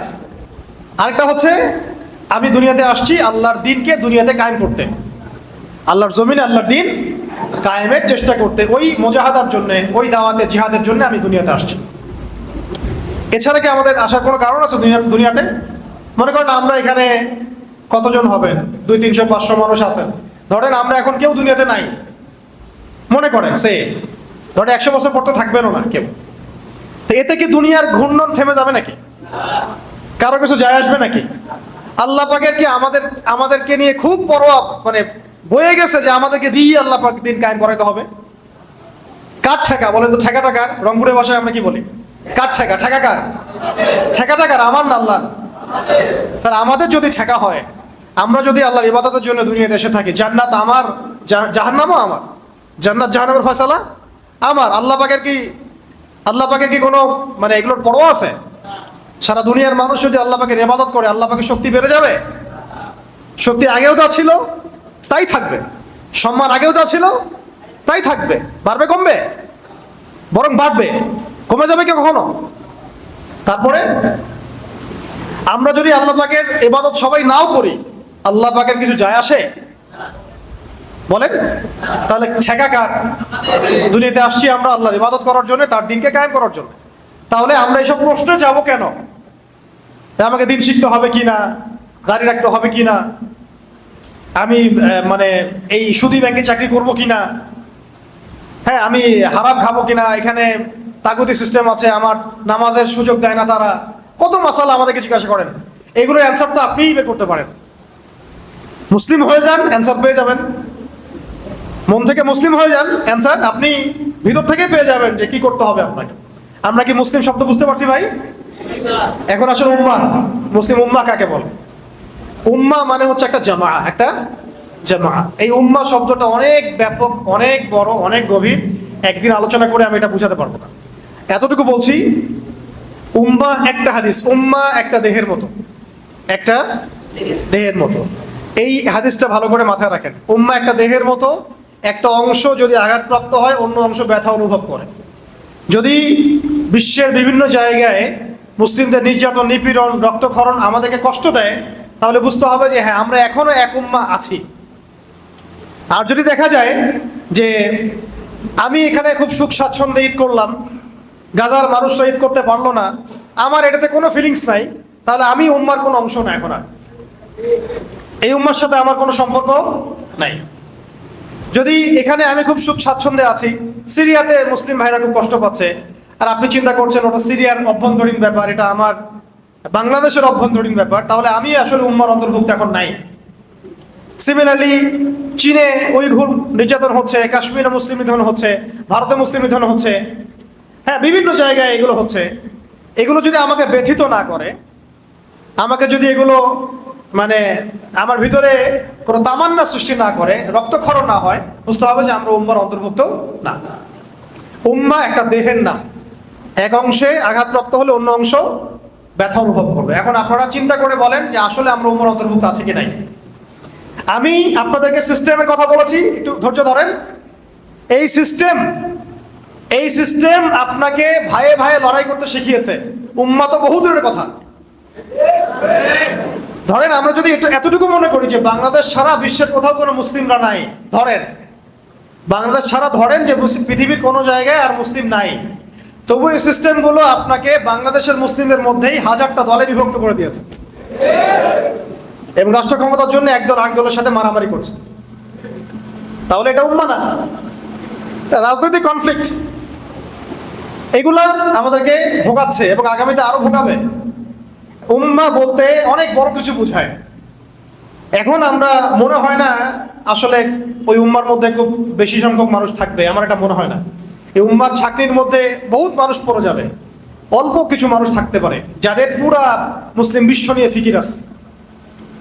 এখন তো ব্যক্তিগতভাবেই ফিকির নাই আমার দিন নিয়ে, উম্মাহ নিয়ে আমি কথা বলতে যাব, এটা তো আপনি ভাবতেই পারেন না। আপনি লম্বা হয়ে যাচ্ছে নাকি? আচ্ছা, আমি একটু শর্ট করে দিব, একটু সময় নিচ্ছি। মানে আমরা খুব আফসোসের সাথে লক্ষ্য করি আর কি, যে সামান্য দুনিয়াবি স্বার্থে দুনিয়াকে একটু পদের জন্যে, একটু ভোগবিলাসের জন্যে আমরা উম্মাহ কেন্দ্রিক কথাবার্তা বলা বন্ধ করে দিয়েছি। আমরা আমাদেরকে নিয়ে ব্যস্ত হয়ে গেছি। আমি একটা মসজিদ করতে পারলে খুশি, একটা মাদ্রাসা করতে পারলে খুশি, আমি একটু রাহাবার হয়ে গেছি, আমি একটা দল করেছি, আমার দলের আমি আমির হয়ে গেছি, বাস আমার কাজ হয়ে গেছে। আসলে ব্যাপারটা এমন না ভাই। উম্মাহ নিয়ে ফিকির করতে হলে আমাদেরকে অনেক বড় মন আগে লালন করতে হবে, সবাইকে আগে নিজের ভাই মনে করতে হবে, সমস্ত জাতীয়তাবাদের বর্ডারকে ক্রস করে উম্মাহ নিয়ে চিন্তা করতে হবে। ভালো করে বুঝেন কথাগুলো। খিলাফা ধ্বংস করে তারা আগে আমাদেরকে জাতীয়তাবাদ গিলিয়েছে, বিভিন্ন রাষ্ট্রে ভাগ করেছে, পতাকা দিয়ে দিয়েছে, আলাদা আলাদা পতাকা, আলাদা আলাদা সঙ্গীত, আলাদা আলাদা স্বাধীনতা দিবস, আর আমরা মনে করছি আমরা স্বাধীন। আমরা মনে করছি কি আমরা স্বাধীন। আপনি ছোট পরিসরে হয়তো স্বাধীন হতে পারেন, কিন্তু বৈশ্বিক প্রেক্ষাপটে আপনি স্বাধীন নন, মোটেই না। বৈশ্বিক প্রেক্ষাপটে মুসলিমরা স্বাধীন হবে তখনই যখন ইসলাম ইনশাআল্লাহ তাআলা অচিরেই ইসলামিক গ্লোবাল খিলাফা আসবে ইনশাআল্লাহ, তখন স্বাধীন হবে না। তখন যদি দেখা যায় খিলাফার কেন্দ্র হচ্ছে জেরুজালেম, তাহলে ভারতে কোনো মুসলমানকে আঘাত করলে জেরুজালেম থেকে বাহিনী এসে এখানে শায়েস্তা করবে, যেমনটা আগে হয়েছে না? বিন কাসিমের বাহিনী আসে নাই সিন্ধুতে, আসে নাই? তখন খিলাফা কনসেপ্ট ছিল যে আমার বোনের গায়ে তুই হাত দিলি কেন রাজা তাহির, আমার বোনের গায়ে তুই হাত দিলি কেন? ওইখান থেকে ফোর্স আসছে, এসে আপনার সিন্ধু জয় করছে। এখন কি এটা হবে বলেন? এখন আপনাকে এটা পার করতে হলে অনেকগুলো বর্ডার ক্রস করতে হবে, ওই বর্ডারের অনুসারীরা আপনাকে আবার চাইতে দিবে না। আপনি যত এখানে মার্চ ফর গাজা করেন কোনো লাভ নেই, কিচ্ছু হবে না, ওদের কিচ্ছু যায় আসবে না, কারণ আপনি এগুলো ক্রস করে গিয়ে সেখানে গিয়ে যুদ্ধ করতে পারবেন না। কারণ এই সমস্যার সংকটের সমাধান হচ্ছে জিহাদ। গাজা, এই গাজা ফিলিস্তিন বা এই পশ্চিমাদের যে এই ম্যাসাকার, গণহত্যা, এক কথায় কি? এক কথায় গণহত্যা। এক কথায় কি? গণহত্যা। এই গণহত্যার কোনো সমাধান নাই তো, আপনি যুদ্ধ ছাড়া এটাকে সমাধান করতে পারবেন না। কিন্তু আপনি জাতীয়তাবাদের আদালত থাকলে আপনাকে বর্ডার ক্রস করতে দেওয়া হবে না। সো উম্মাহ অনেক বড় বিষয়। সবার আগে আপনাকে জাতীয়তাবাদের ঊর্ধ্বে চিন্তা করতে হবে যে আমরা একটা দেহ, আমরা মুহাম্মদ সাল্লাল্লাহু আলাইহি ওয়াসাল্লামের উম্মাহ, আমরা আল্লাহর বান্দা। আমাদের মধ্যে ভাষাগত পার্থক্য থাকতে পারে, তবু আমরা এক। রঙের পার্থক্য থাকতে পারে, তবু আমরা এক। আমাদের জাতীয়তাবাদের মানে দেশের পার্থক্য থাকতে পারে, বাট আমরা এক। আমাদের বর্ণের পার্থক্য আছে, কিন্তু আমরা এক। সংস্কৃতির মধ্যে পার্থক্য আছে, কিন্তু আমরা এক। আপনাকে উম্মাহ কনসেপ্ট চিনাবে কে জানেন? উম্মাহ কনসেপ্ট কে চিনাবে? আমাদের সামনে কয়েকদিন আগে হজ হয়ে গেছে। কি হচ্ছে? এই মিসালটা দিয়ে আমি অন্য পয়েন্টে যাচ্ছি। লাস্ট মিসাল, অনেক লম্বা করবো না, আপনাদের বিরক্তি ধরবো না। হজ আপনারা দেখেছেন তো না? যারা করার তৌফিক পেয়েছেন তো মাশাআল্লাহ, আর আমরা যারা যেতে পারিনি আল্লাহ পাক যেন বারবার যাওয়ার তৌফিক দেন। এখন আপনারা দেখেন, হজ হচ্ছে সবার গায়ে একরকম কাপড় না, সেম কাপড় না। কে পাশে ধনী গরিব বোঝার বুদ্ধি আছে? কে কোন দেশ থেকে আসছে বোঝার বুদ্ধি আছে? এখানে বিভিন্ন ভাষার মানুষ আছে না, বিভিন্ন দেশের, বিভিন্ন বর্ণের, বিভিন্ন কালচারের, আছে কি না? কিন্তু যখন তারা নামাজে দাঁড়াচ্ছে, আরাফার মাঠে যখন তারা গেলেন, হাত তুলে আল্লাহ পাকের কাছে দোয়া করতে শুরু করলেন, এখানে কি কোনো জাতীয়তাবাদ, বর্ণ, ভাষা, গোত্রের পার্থক্য আছে? এইটা হচ্ছে উম্মাহ। এটা হচ্ছে কি? ওই শিক্ষাটা হজ থেকে নিয়ে এসে আমরা ধরে রাখতে পারি না। এমনকি হজের খুতবাতে পর্যন্ত পুরো উম্মাহকে ঐক্যবদ্ধ করে এই জালেমদের এগেইনস্টে জিহাদের ঘোষণা দেওয়ার সুযোগ হয় না। আফসোস, এর চেয়ে বড় কি আফসোস হতে পারে? এমনকি হজের খুতবাতে পর্যন্ত পুরো মুসলিম উম্মাহকে ঐক্যবদ্ধ করে একটা জিহাদের ডাক দেওয়ার সাহস হয় না। কারণ ওইটা ওইখানে বললেও নাকি আব্বুরা মাইন্ড করবে। কারণ কারণ ইসরায়েলের আশপাশে যতগুলো মুসলিম রাষ্ট্র আপনি দেখছেন, এদের বেশিরভাগকেই তারা কিনে ফেলেছে। এদের বেশিরভাগই ওদের কাছে সোল্ড আউট। এরা তাদের ক্ষমতাকে টিকিয়ে রেখেছে ওদেরকে সাপোর্টের বিনিময়ে। আপনি এদেরকে যদি মনে করেন লেবানন গিয়ে সমাধান করবে, জর্ডান গিয়ে সমাধান করবে, সৌদি আরব গিয়ে সমাধান করবে, হ্যাঁ কুয়েত গিয়ে সমাধান, আবুধাবি গিয়ে সমাধান করবে, কোশ্চিন গেলেও না। বরং এরা ওদের মস্তক টিকিয়ে রাখার জন্য আমেরিকা ইসরায়েলের পা চাটবে পর্যন্ত। আমি এর চেয়ে খোলামেলার কথা বলতে পারি না, এটা বিশ্বের কাছে স্পষ্ট। আচ্ছা, আপনাদের কি মনে হয় হজের খুতবাতে এরকম একটা বয়ান আসার দরকার ছিল কিনা? পুরো বিশ্বের মুসলিমরা সেখানে আসছে। ওখান থেকে তো আমরা তাওহীদ নিয়ে যাব, মিল্লাতে ইব্রাহিম নিয়ে যাব, উম্মাহ নিয়ে যাব। আজকে উম্মার এই দুরবস্থা, ওইখান থেকে ডাক আসবে, সবাই সেনাবাহিনী পাঠান, প্রস্তুতি গ্রহণ করেন, আমরা আল আকসা মুক্ত করবো ইনশাআল্লাহ। এই ঘোষণাটা কি বাংলাদেশ থেকে আসবে? এই ঘোষণা আসবে কোথা থেকে? আপনারা বলেন, এখন যদি মুহাম্মদ সাল্লাল্লাহু আলাইহি ওয়াসাল্লাম জীবিত থাকতেন, তিনি কি এই ঘোষণা দিতেন না? আবু বকর রাদিয়াল্লাহু আনহু থাকলে দিতেন না? ওমর রাদিয়াল্লাহু আনহু থাকলে দিতেন না তিনি? তাহলে আমরা কেন দিতে পারি না? কেন পারেন না? ওই পশ্চিমাদের সিস্টেমের মধ্যে ঢুকে গেছেন তাই। এই হলো বাস্তবতা। এই তো দাজ্জাল যে পুরো বিশ্বকে শাসন করবে। কিভাবে করবে?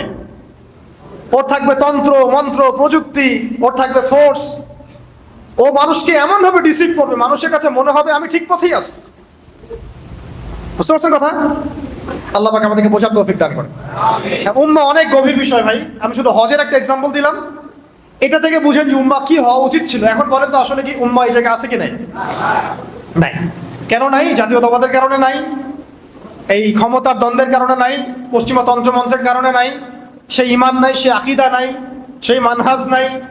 তাহলে ইয়াংদেরকে আমি আমার ভিতর থেকে আহ্বান জানাচ্ছি যে এই ধোঁকাবাজিগুলোর মধ্যে না পড়ে একেবারে রিয়েল ইসলামটা শিখেন ইনশাআল্লাহ। এটা আপনাকে স্বাধীন করবে ভিতর থেকে, এটা আপনাকে স্বাধীন করে দিবে। আপনি আল্লাহ ছাড়া কাউকে ভয় করবেন না। আমি এটা ফখর করে বলছি না। এখন এতক্ষণ ধরে যে আলোচনাগুলো হয়েছে, আপনি আলোচনাগুলো জাতিসংঘ থেকে করতে পারবেন না, কারণ ওটা পরাধীন। আমি এখানে স্বাধীন, আপনি এখানে স্বাধীন।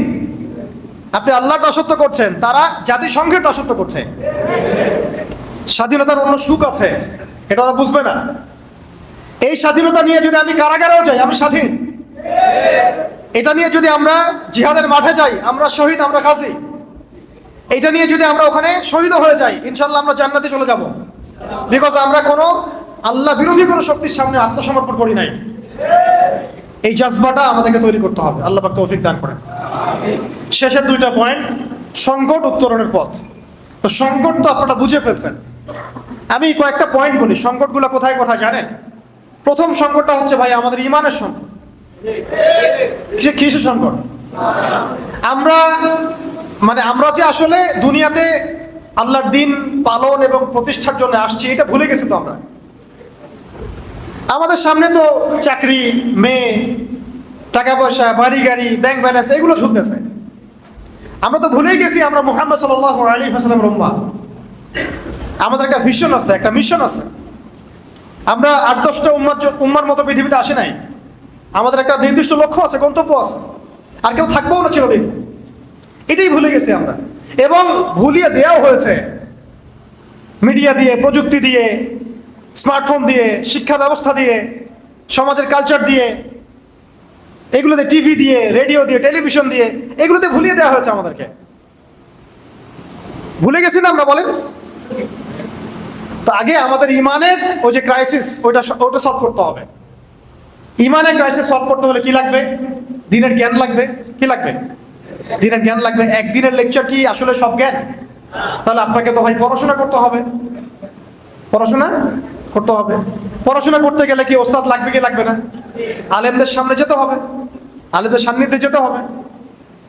আর কি লাগবে? আখলাক লাগবে, উত্তম চরিত্র, উত্তম আখলাক। আখলাক কি বই পড়ে পড়ে অর্জন হয়ে যায়? না, আল্লাহওয়ালা মানুষদের সাথে চলতে হবে। আমি এক কথায় বলছি মোটা দাগে, আর কি লাগবে? বেশি বেশি আমল, বেশি বেশি। তো এত ডিভাইসে আসক্তি থাকলে আমল করবেন কখন? দুনিয়া নিয়ে এত ব্যস্ত হয়ে থাকলে আমল করবেন কখন?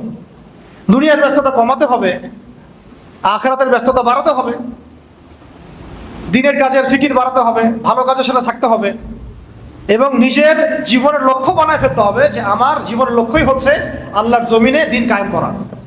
ব্যাস, হয়ে গেল। তাহলে আমার জীবনের প্রত্যেকটা কাজ রুটিন ওয়াইজ চলে আসবে ইনশাআল্লাহ। তখন আল্লাহ তৌফিক দিবেন ইনশাআল্লাহ। কে তৌফিক দিবেন? আমরা তো চাচ্ছি না। আল্লাহ পাক তৌফিক দিবেন কেন? আমাকে উত্তর দেন। আপনি আমি তো চাচ্ছি না। আমি তো চাচ্ছি না যে আমি আল্লাহর জমিনে দিন কায়েম করে ছাড়বো। এই ডিটারমিনেশন তো আসতেছে না। তাহলে আল্লাহ পাক আপনাকে তৌফিক দিবেন কেন? চাইতে হবে তো আল্লাহর কাছে। দোয়াই তো ইবাদত। আল্লাহ পাকের কাছে চাইলে আল্লাহ খুশি হন, না চাইলে আল্লাহ নারাজ হন। উদউলি আস্তাজিব লাকুম, আল্লাহ বলেছেন না? উদউলি আস্তাজিব লাকুম, আমাকে ডাকো আমি তোমাদের ডাকে সাড়া দিব। সুবহানাল্লাহ। বাস, তাহলে এগুলো ক্রাইসিস না? ঈমান ঠিক করতে হবে, আমল, আখলাক এবং আকীদা। এটা কি আকীদা? আকীদা এবং মানহাজ ঠিক করতে হবে। এমন কোন আকীদা লালন করা যাবে না যে আকীদা আমাকে মুনাফিক বানায় দেয়। কথা ঠিক আছে ভাই? এমন কোন আকীদা লালন করা যাবে না যেটা আমাকে মুনাফিক বানায় দেয়। আমাকে একেবারে রাসূল সাল্লাল্লাহু আলাইহি ওয়াসাল্লামের আকীদা, তার যে আমল, তার যে সুন্নাহ, সাহাবীদের যে আকীদা, সাহাবীদের আমল, সাহাবীদের সুন্নাহ, তাবেঈন, তাবে তাবেঈন, আমাদের আসলাফগণ, আকাবিরগণ, তাদের সিলসিলা মেইনটেইন করে আমাকে চলতে হবে। এবং এটা কিন্তু একা একা শেখা যাবে না, আলেমদের সোহবতে যেতে হবে। আর আলেম আপনি চিনবেন কিভাবে? ফেসবুক থেকে, ইউটিউব থেকে। যার ভিউজ বেশি সে বড় আলেম নাকি? যাকে নিয়ে রিলস মানুষ বেশি বানায় সে বড় আলেম নাকি? যে একটু লিপস্টিক মারে সে আরো বড় আলেম। যে একদম মেয়েদের মতো সাজতেছে ওইটা রিল বানায় দিচ্ছে সে আরো বড় আলেম। আলেম কাকে বলে আসলে? যে নিজেকে জাহির করে সে বড় আলেম? আলেম কাকে বলে? মনে রাখবেন, আলেম সেই ব্যক্তিকে বলা হয় যে ব্যক্তি ইলম অনুযায়ী আমল করেন। এক নাম্বার, ইলম অনুযায়ী আমল করেন, সত্য মিথ্যা মিশ্রিত করেন না, সত্য মিথ্যা স্পষ্ট করে দেন। আলেম কাকে বলে? যিনি দুনিয়াবি স্বার্থে দিনকে বিক্রি করে দেন না। আলেম কাকে বলে? যিনি দিনের জন্য স্যাক্রিফাইস করতে পারেন, যিনি দুনিয়াবি উচ্চাভিলাষী হন না, যার মধ্যে উম্মা নিয়ে ফিকির আছে, যার মধ্যে কি উম্মা নিয়ে ফিকির আছে তার। এবং যে ব্যক্তির আখলাক, চরিত্র সবকিছু মিলিয়ে আপনি দেখবেন যে হ্যাঁ উনি অনেক বুজুর্গ মানুষ, সব দিক থেকে উনি জাতির রাহবার হওয়ার মতো যোগ্য। শুধুমাত্র সার্টিফিকেট দিয়ে আলেম যাচাই করা যাবে না, এটাও একটা বিষয়। সার্টিফিকেটধারী মানুষের অভাব নাই সমাজে। সার্টিফিকেটধারী এমন আমি আপনাকে হাজার হাজার মানুষ দেখাতে পারবো যাদের উম্মা নিয়ে কোনো ফিকিরই নাই, অ্যাবসলিউটলি নো ফিকির হোয়াটসোএভার। এমনও মানুষ আছে। আবার এমনও মানুষ আছে যার এমন কোনো হয়তো এখন পর্যন্ত কোনো ডিগ্রি নাই, বাট তার উম্মা নিয়ে অনেক বেশি ফিকির আছে। অতএব আমরা আলেম জাজ করব অনেক কিছু বিবেচনা করে, তবে আমরা একটা সিলসিলা মেনটেন করব। সাহাবায়ে কেরাম, আসলাফগণ, আকাবিরগণ, তাবেঈন, তাবে তাবেঈন, তাদের সমস্ত যে এই সিলসিলা, এইটা মেনটেন করে আমরা আমাদের আকীদা, আমল, মানহাজ গড়ে তুলব ইনশাআল্লাহ। ঠিক আছে ভাই? এগুলো ক্রাইসিস, একই সাথে সমাধানও। মানে এগুলো নাই, এগুলোই ক্রাইসিস, আর এটা আসতে হবে, এটাই সমাধান। আর আরো কিছু ক্রাইসিস আছে, সেটা হচ্ছে আমাদের পড়াশোনার মধ্যে গ্যাপ আছে। আমরা অনেকে দিনই পড়াশোনা করছি, বাট দুনিয়াবি পড়াশোনার ল্যাকিংসের কারণে পশ্চিমাদের, আমেরিকার, ইসরায়েলের, ইন্ডিয়ার মুশরিকদের, মুরতাদদের, ফাসিকদের, জালেমদের, মুনাফিকদের, এদের যে মানে ফাঁকফোকর, তন্ত্রমন্ত্রের ফাঁকফোকর, এইগুলো আমরা ধরতে পারতেছি না। অনেকেই ধরতে পারতেছে না, কারণ আমাদের দুনিয়াবি সেই জ্ঞানটা নাই। তাই দিনী জ্ঞানের পাশাপাশি দুনিয়াবি জ্ঞানও অর্জন করতে হবে। যেমন এলজিবিটি, এটা আপনি তো দুনিয়াবি জ্ঞান যদি আপনি ভালো করে অর্জন না করেন, এটা ধরতেই পারবেন না। এআই যে কি পরিমাণ ফিতনা নিয়ে আসতেছে সামনে, এটা আপনি দুনিয়াবি পড়াশোনা ছাড়া বুঝতে পারবেন না। ঠিক একইভাবে দুনিয়াবি পড়াশোনার ঘাটতির কারণে কাগজের টাকা আমাদের কি ক্ষতি করেছে এটা আমরা বুঝতেই পারি নাই। সামনে বিটকয়েন্স আমাদের কি ক্ষতি করতে পারে এটা আমাদের কল্পনাতেও নাই, যেহেতু আমরা এইগুলা পড়াশোনা করি না। তাই পড়াশোনার এই মানে মেরুকরণটাও দূর করতে হবে, সবকিছু পড়তে হবে। এই জন্য আমি জেনারেল শিক্ষিত ভাইদেরকে নিয়ে বেশি আশাবাদী। আপনারা যদি দিনের পথে ফিরে আসেন এবং দিনের ভালো ইলম অর্জন করেন, বরেণ্য ওলামায়ে কেরামের সোহবতে থাকেন এবং দুনিয়াবি জ্ঞানও পাশাপাশি অর্জন করতে থাকেন, আপনাকে দিয়ে বড় খেদমত হওয়ার সুযোগ আছে ইনশাআল্লাহ। এমন হইতে পারে যে একজন দাওরা ফারেক মানুষ যা করতে পারে না, আপনি তার চেয়ে বহুত কিছু করছেন, এটা সম্ভাবনা আছে, বিকজ আপনি অনেক দিকে পড়াশোনা করেছেন, এক্সপার্ট আপনি। তা আমি এই জন্য প্রত্যেক মহলে দাওয়াতের কথা বলি। আমাদের দাওয়াতগুলো পৌঁছাতে হবে এমপিদের মধ্যে, মন্ত্রীদের মধ্যে, পলিটিশিয়ানদের মধ্যে, প্রশাসনের মধ্যে, আর্মির মধ্যে, র্যাবের মধ্যে, বিজিবির মধ্যে, পুলিশের ভাইদের মধ্যে, সমস্ত মহলে। পারবেন না ইনশাল্লাহ? এটাই কাজ আমাদের। বাংলাদেশে আমাদের কাজ কি এখন? এইটাই, দাওয়াত দেওয়া, মানুষকে দাওয়াতের মাধ্যমে সঠিক পথে ফিরিয়ে আনার চেষ্টা করা। বাস, ইনশাল্লাহ দেখবেন বাকি কাজ আল্লাহ করে দিবেন ইনশাল্লাহ। আল্লাহ পাক কোত্থেকে জামা গঠন করে দিবেন সেটা সময় বলে দিবে, কোত্থেকে শুরা হয়ে যাবে, ইমারা হয়ে যাবে, সময় বলে দিবে। ইনশাল্লাহ দেখবেন বাংলাদেশের মধ্যেও এরকম একটা মুসলিম ঐক্যবদ্ধ একটা প্ল্যাটফর্ম হয়ে গেছে, তাওহীদের জনতা এক হয়ে গেছে, এটাও হয়ে যেতে পারে। এটা কে করে দিবেন? আল্লাহ চাইলে একজন আমিরুল মুমিনিন এনে দিতে পারেন, পারেন কি না? আল্লাহ চাইলে এই গুটি কয়েক মানুষকে দিয়েও বাংলাদেশে খিলাফা কায়েম করাতে পারেন। খিলাফত না, মানে শরিয়া কায়েম করাতে পারেন। কি কায়েম করতে পারেন? শরিয়া। শরিয়া মানে ইমারা। ইমারা খিলাফত বড় কনসেপ্টে, মানে বৈশ্বিকভাবে এটা আর কি। আমরা ছোট আঞ্চলিকভাবে এটা ইমারা হয়, শরিয়া হয়। শরিয়া আইন যেখানে কায়েম হয় সেটা ইমারা হয়। তো এগুলো সংকট, এই সংকটগুলো কাটাতে হবে। এছাড়া সংকট আছে, সাংস্কৃতিক সংকট আছে। সংস্কৃতির নামে আমাদেরকে গিলানো হচ্ছে, শিরক কুফরি হারাম। ইকোনমিক সংকট আছে, আপনাকে সুদ খাওয়ানো হচ্ছে, ঘুষ খাওয়ানো হচ্ছে, দুর্নীতি করানো হচ্ছে, অনেক সময় আপনি বাধ্যও হচ্ছেন। আবার হারাম, এটা হারাম চিনতেই পারছেন না কোনটা হারাম। সিন্ডিকেট আছে, বাজারে অনেক ফাসেকদের তৎপরতা আছে, সিন্ডিকেট আছে। আবার ওই যে বললাম টাকার মান পড়ে যাওয়া, ইনফ্লেশন হওয়া, সুদের ফিতনা, অনেক ফিতনা আছে ইকোনমিক্সের মধ্যে। এইগুলা সংকট। রাজনৈতিক তো সংকট আছেই, ওটা আগে বলে দিছি আমি আগেই। শিক্ষার মধ্যে সংকট আছে, এই যে বললাম 20 বছর পড়াশোনা করছেন কিন্তু দিন শিখতে পারছেন না, সংকট আছে। মিডিয়া দিয়ে সংকট আছে, মিডিয়া দিয়ে ওদের আইডিওলজি গিলানো হচ্ছে আমাদেরকে। মিডিয়া যদি বলে যে অমুক দাড়িওয়ালা মানুষটা জঙ্গি, সারা দুনিয়া বলতে শুরু করে হ্যাঁ সে জঙ্গি, তাই না? তাই না? তাই কি না? মিডিয়া যদি বলে যে অং সান সুচি খুব ভালো মানুষ, ওকে নোবেল দেওয়া দরকার, সারা দুনিয়া কি বলে? হ্যাঁ দেওয়া দরকার। সারা দুনিয়া তো কয়দিন পরে দেখবেন মিডিয়া দিয়ে নেতানিয়াহুকে নোবেল দিবে, ওকেও নোবেল দিতে পারে। ওরা বলতে পারে যে মধ্যপ্রাচ্যের সবচেয়ে কুখ্যাত সন্ত্রাসী হামাসকে সে বিতাড়িত করেছে, বলে ওকে নোবেল দিতে পারে। পারে কি না? সারা দুনিয়ার মানুষ তখন দেখবেন বেশিরভাগই ওই সুরে কথা বলা শুরু করবে। তো মিডিয়া হচ্ছে একটা মারাত্মক অস্ত্র দাজ্জালের। দাজ্জাল মানে আমি কিন্তু বুঝাচ্ছি যে দাজ্জালের অনুসারী আর কি, মানে সরাসরি দাজ্জাল কিন্তু এখনো বের হয় নাই, ওইটা অন্য অর্থ নিয়েন না। আবার সরাসরি বের হয় নাই, এটা মাথায় রাখেন। সরাসরি সে এখনো বের হয় নাই। কে বের হয়েছে? অনুসারীগুলো বের হয়ে গেছে। তো তাদের একটা মারাত্মক অস্ত্র হচ্ছে কি? মিডিয়া। এটা তো বৈশ্বিকভাবে আছে, আঞ্চলিক আমাদের দেশেও যে মিডিয়াগুলো আছে এইগুলো দিনকে রাত করতে পারে, রাতকে দিন করতে পারে। আবার যদি দেখেন যে না ইসলামপন্থী কিছু মানুষ ক্ষমতা চলে আসছে আর আমরা কোনো একভাবে দেশে সারিয়া কায়েম করে ফেলছি, ধরেন আল্লাহ কবুল করেন, ধরেন আমরা চোরের হাত কেটে ফেলতেছি, হ্যাঁ মেয়েদের এইসব বেপর্দায় ঘোরাফেরা বন্ধ করে দিচ্ছি, সহশিক্ষা বন্ধ করে দিচ্ছি, সারিয়া কায়েম হলে তো এগুলো হবেই। তোমাদের ভালো লাগলেও হবে, না লাগলেও হবে। মানলে মানো, না মানলে এখান থেকে পালাও, কোনো সমস্যা নেই। সারিয়া কায়েম হলে এগুলো হবেই। জেনা করলে বেত্রাঘাত হবে, ব্যভিচার করলে রজম হবে, কেসাস হবে, হুদুদ হবে। তখন এই মিডিয়াগুলো কি করবে জানেন? তখন তারা আমাদের পক্ষ নেবে। হ্যাঁ, তখন তারা বলবো যে আদনান ভাইরা খুব ভালো মানুষ, তারা ইনসাফ কায়েম করছে সমাজের মধ্যে, সমাজে ন্যায় বিচার কায়েম করছে। ইসলাম হলো শান্তির ধর্ম, এই তো ইসলামের আসল রূপ। এগুলো শিরোনাম আসবে তখন। এই হচ্ছে চরিত্র এদের। তাই আমি বলছি যে এগুলো হচ্ছে সংকট। সংকট মানে সমাধান আপনাকে বের করতে হবে। আমাদের কি স্বতন্ত্র মিডিয়া আছে? কয়টা আছে? তাহলে তাহলে মানুষকে যে আমরা এখন পর্যন্ত দিন বোঝাতে পারছি, এটাই তো আল্লাহ পাকের অনেক বড় রহমত।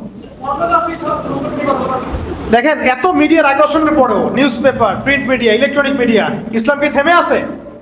ইসলাম কি থেমে আছে?